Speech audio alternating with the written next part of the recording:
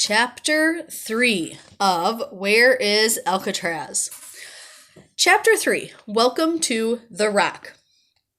Alcatraz opened for business as a federal prison in July 1934. After a boat arrived, men were unloaded onto the dock. Here, armed guards lined them up and marched them, still cuffed and shackled, up a long hill toward the cell house. Families of the officers who worked on the Rock watched from their apartment windows, which overlooked the dock. When the prisoners arrived at the cell house, they were led into the basement. Their cuffs and leg irons were removed. They were each photographed and given an inmate number. Then there was a medical exam. After showering, the new inmates received their uniform: blue button-up shirt, blue and white pants, belt, socks, shoes. They also got a cap, a wool coat, and a raincoat for the cold and wet days ahead. Carrying their clothes, the men were now taken, still naked, to their cells. Each inmate had his own cell. This small living space measured 9 feet long by 5 feet wide. The ceiling was 7 feet high. There was room for only a single cot, a small work table, shelf, toilet, and sink. The mattress was just 5 inches thick. But the men would have to get used to it. They spent at least 14 hours a day in their cells. Inmates who didn't get jobs, however, could expect to be in their cells 23 hours a day. Cell House Tour. The cell house at Alcatraz contained 4 blocks of cells. Each cell block contained 2 rows and 3 levels of cells. Long corridors separated the cell blocks.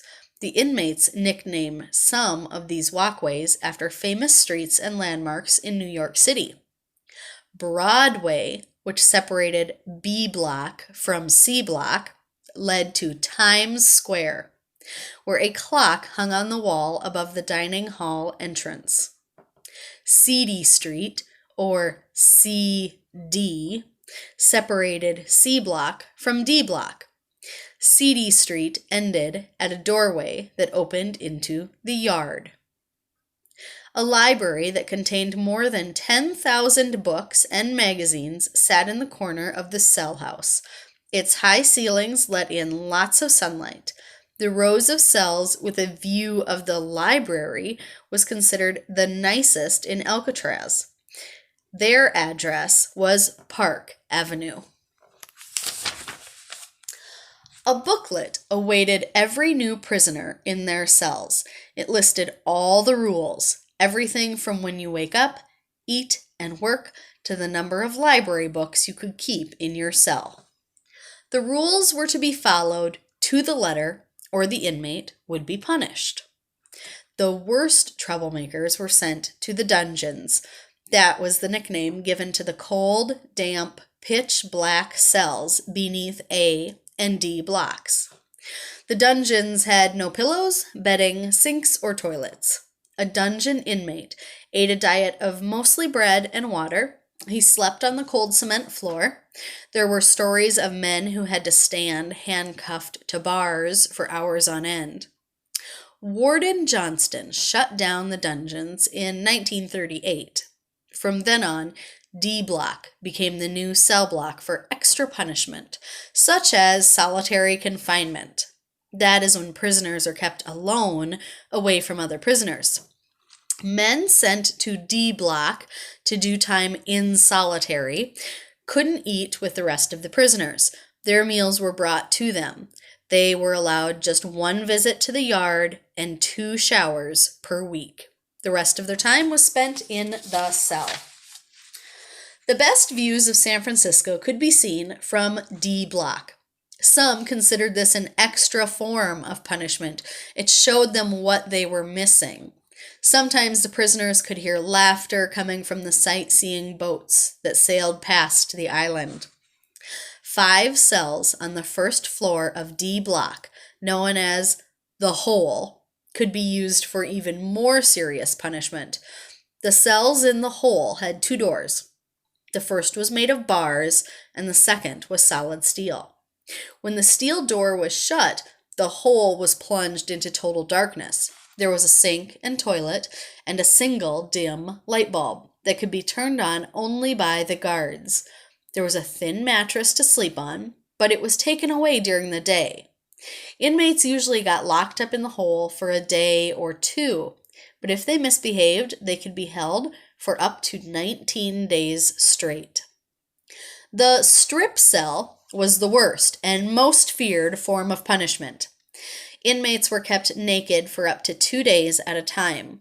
Unlike the cells in the hole, this cell had no light bulb, toilet, or sink. To relieve himself, the prisoner used a hole in the ground. Inmates feared the hole and the strip cell. Sitting cold and alone in the dark for days was a terrifying punishment. It messed with people's minds. The best way to avoid time in D block was to always follow the rules. Haunted Alcatraz. To this day, some people believe that the ghosts of former prisoners haunt Alcatraz. Some night watchmen say they hear slamming doors and footsteps, but they never see anyone. Once, while giving a tour of the prison, Warden Johnston was said to have heard sobbing from inside the dungeon walls, but no one was there. Cell 14D in the infamous hole is said to always be colder than the other D block cells, even when the weather is warm. Stories have been told of a prisoner locked in 14D who screamed all night long. He said that a creature with glowing red eyes was trying to kill him. The next morning, he was found dead. Most people working at Alcatraz today insist there is no such thing as ghosts at Alcatraz. All these bizarre incidents, they say, have a logical explanation or are just stories made up to scare people. But still, the legend remains.